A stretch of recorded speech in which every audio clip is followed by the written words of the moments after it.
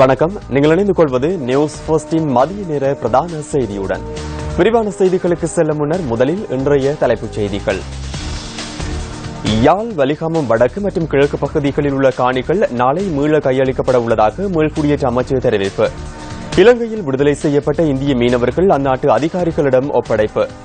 இலங்கையில் தடுத்து வைக்கப்பட்டுள்ள இந்திய மீனவர்களையும் அவர்களின் படகுகளையும் விடுவிக்க மத்திய அரசு நடவடிக்கை எடுக்க வேண்டும் என தமிழக முதல்வர் மீண்டும் வலியுறுத்தல். இனி விரிவான செய்திகள். முதலில் உள்நாட்டுச் செய்தி.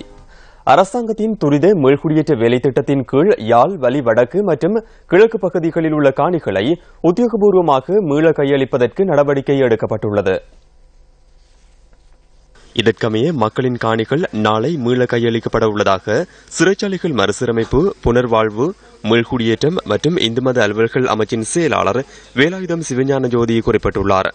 வலிகாமம் வடக்கு, தெல்லிப்பளை பிரதேச செயலக பிரிவுக்குட்பட்ட காங்கேசன்துறை தெற்கு, வீமன்காமம் வடக்கு, தையிட்டி தெற்கு, பலாலி தெற்கு, பலாலி கிழக்கு, பலாலி வடக்கு ஆகிய கிராம அலுவலர் பிரிவுகளில் உள்ள காணிகள் நாளை மீள கையளிக்கப்பட உள்ளதாக அவர் குறிப்பிட்டார்.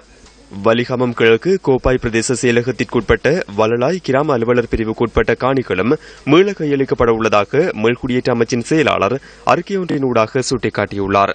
ஜனாதிபதி மைத்ரிபால சிறிசேன, பிரதமர் ரணில் விக்ரமசிங்கே ஆகியோரின் பணிப்புரைகளுக்கு அமைய சிறைச்சாலைகள் மறுசீரமைப்பு, புனர்வாழ்வு, மீள்குடியேற்றம் மற்றும் இந்து மத அலுவல்கள் அமைச்சர் DM சுவாமிநாதன் அவர்களின் வழிகாட்டலின் கீழ் வலி வடக்கு மற்றும் கிழக்கு பகுதிகளில் உள்ள காணிகள் நாளை உத்தியோகபூர்வமாக கையளிக்கப்பட உள்ளதாகவும் அந்த அறிக்கையில் குறிப்பிடப்பட்டுள்ளது. இலங்கையில் விடுதலை செய்யப்பட்ட இந்திய மீனவர்கள் அந்நாட்டு அதிகாரிகளிடம் ஒப்படைக்கப்பட்டுள்ளனர். விடுதலை செய்யப்பட்டுள்ள 102 மீனவர்கள் இந்திய கரையோர பாதுகாப்பு பிரிவினரிடம் ஒப்படைக்கப்பட்டதாக கடற்படை பேச்சாளர் கேப்டன் அக்ரம் அலவி குறிப்பிட்டுள்ளார். காங்கேசன் துறைக்கு வடக்கு கடல் பிராந்தியத்தில் உள்ள மத்திய தரைக்கடல் பகுதியில் இன்று முற்பகல் 11 மணிக்கு இந்திய மீனவர்கள் அந்நாட்டு அதிகாரிகளிடம் ஒப்படைக்கப்பட்டதாக கடற்படை பேச்சாளர் தெரிவித்துள்ளார். இலங்கை கடற்பிராந்தியத்துக்கு அத்துமீறி பிரவேசித்த குற்றச்சாட்டில் பல்வேறு சந்தர்ப்பங்களில் இந்திய மீனவர்கள் கைது செய்யப்பட்டு விளக்கமறியலில் வைக்கப்பட்டிருந்தமை குறிப்பிடத்தக்கது.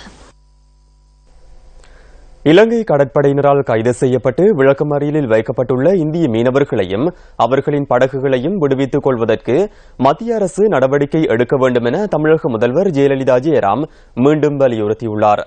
பிரதமர் நரேந்திர மோடிக்கு எழுதியுள்ள கடிதத்தில் இந்த விடயம் குறிப்பிடப்பட்டுள்ளதாக தி ஹிந்து செய்தி வெளியிட்டுள்ளது. அண்மையில் கைது செய்யப்பட்ட 6 இந்திய மீனவர்களையும் அவர்களின் 68 படகுகளையும் உடனடியாக விடுவிக்க நடவடிக்கை எடுக்க வேண்டும் எனவும் தமிழக முதல்வரின் கடிதத்தில் தெரிவிக்கப்பட்டுள்ளதாக தி ஹிந்து செய்தியில் குறிப்பிடப்பட்டுள்ளது. இலங்கை கடற்பரப்பில் கைது செய்யப்பட்ட 104 இந்திய மீனவர்கள் பல மாதங்களுக்கு பின் விடுவிக்கப்பட்டு அவர்கள் வீடு திரும்புவதை எதிர்பார்த்துக் கொண்டிருக்கும் நிலையில் மீண்டும் இந்திய மீனவர்கள் கைது செய்யப்பட்டுள்ளதாகவும் தெரிவிக்கப்பட்டுள்ளது.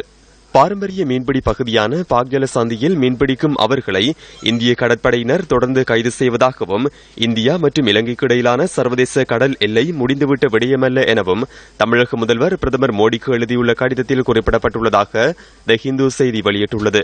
மேலும் கச்சத்தீவு தொடர்பான 1974 மற்றும் 1976 ஆண்டு இந்திய இலங்கை இடையிலான ஒப்பந்தங்கள் ரத்து செய்யப்பட வேண்டும் என்பதையும் தமிழக அரசு தன் நிலைப்பாடாக தொடர்ந்து கொண்டுள்ளதாகவும் தமிழக முதல்வரின் கடிதத்தில் குறிப்பிடப்பட்டுள்ளதாகவும் அந்த செய்தியில் மேலும் குறிப்பிடப்பட்டுள்ளது. எம்பெலிபிட்டி நகரில் வீடொன்றில் இடம்பெற்ற நிகழ்வின் போது ஏற்பட்ட மோதலில் இளைஞர் ஒருவர் உயிரிழந்த சம்பவம் தொடர்பில் கலந்துரையாடுவதற்கு தேசிய போலீஸ் ஆணைக்குழு இன்று கூடியுள்ளது. போலீஸ் ஆணைக்குழுவின் தலைவர் பேராசிரியர் சிறி எட்டிகேவின் தலைமையில் ஆணைக்குழு கூடியுள்ளது. இந்த கலந்துரையாடலுக்கு போலீஸ் மா அதிபர் NK இளங்கோவன் அழைக்கப்பட்டுள்ளார். ஆம்பிலிபிட்டியவில் இடம்பெற்ற சம்பவம் தொடர்பில் போலீஸ் ஆணைக்குழுவின் ஆய்வறிக்கை இன்று பெறப்படவுள்ளதாக ஆணைக்குழுவின் செயலாளர் ஆரியதாச குரே தெரிவித்துள்ளார். இதனிடையே ஆம்பிலிபிட்டிய மோதலில் இளைஞன் உயிரிழந்தமை தொடர்பான விசாரணைகளை மேற்கொண்ட போலீஸ் உத்தியோகத்தர்கள் மனித உரிமைகள் ஆணைக்குழுவிற்கு அழைக்கப்பட்டுள்ளனர். அக்குரச தெனியாய பகுதியில் உள்ள எரிபொருள் நிரப்பு நிலையம் ஒன்றில் ஏற்பட்ட கசிவினால் நில்வலா கங்கையில் கலந்த எண்ணெயை அகற்றும் பணிகள் இன்றும் முன்னெடுக்கப்பட்டன. நில்வலா கங்கையிலிருந்து பெறப்பட்ட நீர் மாதிரிகளை ஆய்வுக்குட்படுத்தும் நடவடிக்கைகளை மத்திய சுற்றாடல் அதிகார சபை ஆரம்பித்துள்ளது.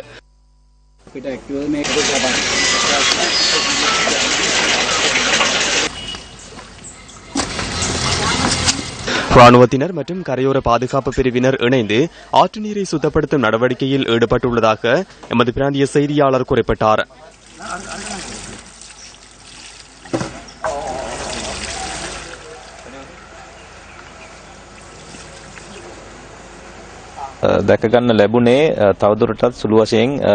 எண்ணெய் கசிவு தொடர்வதை அவதானிக்க முடிந்தது. அவற்றை அகற்றும் பணிகள் முன்னெடுக்கப்படுகின்றன. இங்கிருந்து நீர் மாதிரிகள் பெறப்பட்டுள்ளன. அவை பரிசோதனைகளுக்கு உட்படுத்தப்பட்டதன் பின்னர் இந்த நடவடிக்கையை தொடர்ந்து முன்னெடுப்பதா இல்லை நிறுத்துவதா என்பது தொடர்பில் தீர்மானிக்க முடியும். நீர் மாதிரிகள் பரிசோதிக்கப்பட்டதும் தீர்மானம் ஒன்றுக்கு வர முடியும். தற்போதைக்கு எண்ணெயை அகற்றும் நடவடிக்கையை தொடர்பே எதிர்பார்க்கின்றோம். ක්‍රියාත්මක කරන්න තමයි බලාපොරොත්තු වෙන්නේ තෙල්ලිවත් කිරීමේ කටයුතු. ඩීසල් ප්‍රමාණය තවමත් ඉතාමත්ම සුළු වශයෙන් நெல்வள கங்கையில் டீசல் தொடர்ந்தும் கலந்துள்ளது. ராணுவத்தினர் எண்ணெய் அகற்றும் நடவடிக்கையை முன்னெடுத்து வருகின்றனர். இது தவிர மத்திய சுற்றாடல் அதிகார சபை, சமுத்திர பாதுகாப்பு பிரிவு மற்றும் மாத்தறை மாவட்ட இடர் முகாமைத்துவ பிரிவின் உதவியுடன் இந்த நடவடிக்கை தொடர்ந்து முன்னெடுக்கப்படுகின்றது. ක්‍රියාකාරීත්වයෙන් සම්බන්ධීකරණය සම්පූර්ණයෙන් කරගෙන යනවා. அக்குரச பகுதியில் நெல்வளா கங்கைக்கு அருகிலுள்ள எரிபொருள் நிரப்பு நிலையம் ஒன்றிலிருந்து கடந்த 16ஆம் தேதி முதல் எண்ணெய் கசிவு ஏற்பட்டுள்ளது. 20,000 லிட்டர் எண்ணெய் கசிந்து நெல்வளா கங்கையில் கலந்துள்ளதாக தெரிவிக்கப்படுகின்றது. காலஞ்சென்று MKDS குணவர்தனவின் பூதவுடல் மக்களின் அஞ்சலிக்காக இன்று காலை 8 மணி முதல் கந்தலாய் பராக்கிரம மாவட்ட இலக்கம் 20 உள்ள அன்னாரின் இல்லத்தில் வைக்கப்பட்டுள்ளது. கம்பகா இல்லத்தில் வைக்கப்பட்டிருந்த அன்னாரின் பூதவுடல் இன்று அதிகாலை 2 மணியளவில் கந்தலாய்க்கு எடுத்துச் செல்லப்பட்டது. காலஞ்சென்ற காணி அமைச்சர் MKDS குணவர்தனவின் இறுதிக் கிரியைகள் எதிர்வரும் சனிக்கிழமை கந்தலாயில் பூரண அரச மரியாதையுடன் நடைபெறவுள்ளன. கொழும்பு தனியார் வைத்தியசாலையொன்றில் சிகிச்சை பெற்று வந்த நிலையில் நேற்று முன்தினம் தனது 69வது வயதில் MKDS குணவர்தன காலமானார்.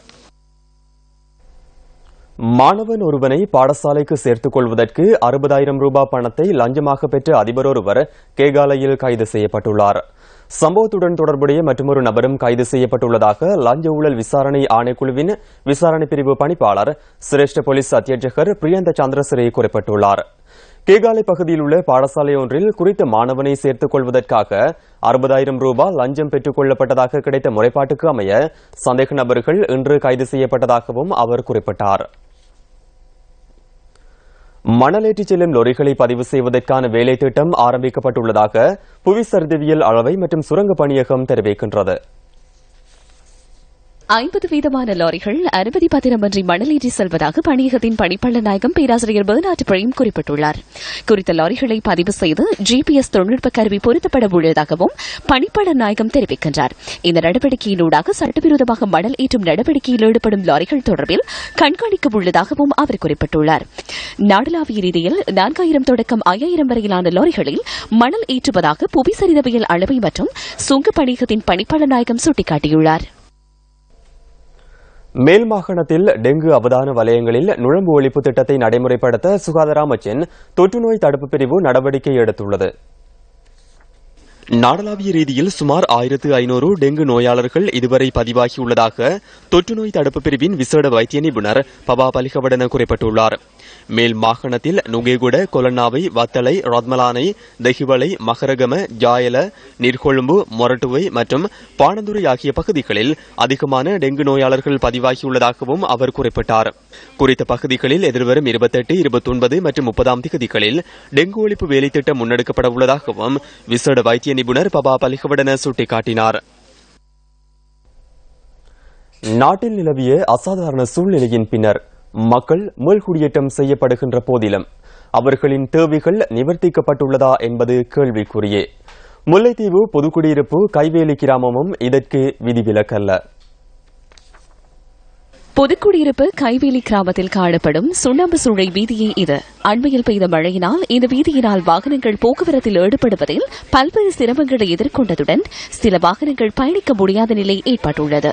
இதன் காரணமாக இந்த பகுதி மக்கள் வைத்தியசாலைக்கு செல்வதில் சிக்கல் நிலை தோன்றியுள்ளதுடன் 2 கிலோமீட்டர் தூரம் நடந்து செல்ல வேண்டிய துர்ப்பாக்கியம் ஏற்பட்டுள்ளதாக அங்கலாய்க்கின்றனர். இந்த வீதியால் செல்லும் மாணவர்கள் பாடசாலைக்கு செல்வதில் பல்வேறு இன்னல்களை எதிர்கொள்வதாக எமது செய்தியாளர் தெரிவிக்கின்றார். 90 குடும்பங்கள் வசிக்கின்ற வருகிறார்கள். நாங்கள் இடம்பெயர்ந்து வந்த காலத்தில் இருந்து இந்த வீதி எந்த விதமான புனரமைப்பும் செய்யாமல் தான் இருக்குது. நாங்கள் அப்படி இருக்கோம். நாங்களே மண்ணுகளை வெட்டி போட்டுக்கிட்டு செய்து வந்து ஒரு மாதிரி கொண்ட இந்த முறை பெய்த கடும் மழையால எங்களோட வீதி இப்படி இந்த கோலத்துல பாருங்க. இந்த வீதியில இந்த முக்காவாசி பகுதியும் இடிஞ்சு ஒரு 3 அடி 4 அடி காலத்துல தண்ணி வெள்ளம் ஓடிக்கொண்டிருக்குது. தண்ணியால் காட்டு தண்ணி எல்லாம் வந்து அதோட பாம்பும் சேர்ந்து வந்து வீட்டு வழியெல்லாம் பூந்து தண்ணி பூந்து சாப்பாடு சாமான்கள் எல்லாம் நனைஞ்சி தண்டி பிள்ளைகளோட வீட்டுக்கே இருக்க இல்லாத நிலையில நாங்கள் இருக்கிறோம். ஒரு அவசர சிகிச்சை என்றாலும் ஆரம்பத்தக்க நோயாக கொண்டு போகல சிகிச்சை நிலையில நாங்கள் இப்ப தள்ளப்பட்டு இருக்கிறோம். போக்குவரத்து பாதையில செல்லும் போதும் வரும்போதும் பிள்ளைகள் பாடசாலை பிள்ளைகள் வலிக்கு விழுகிறதும் தூக்கி விடுறதுமா இருக்கிறது.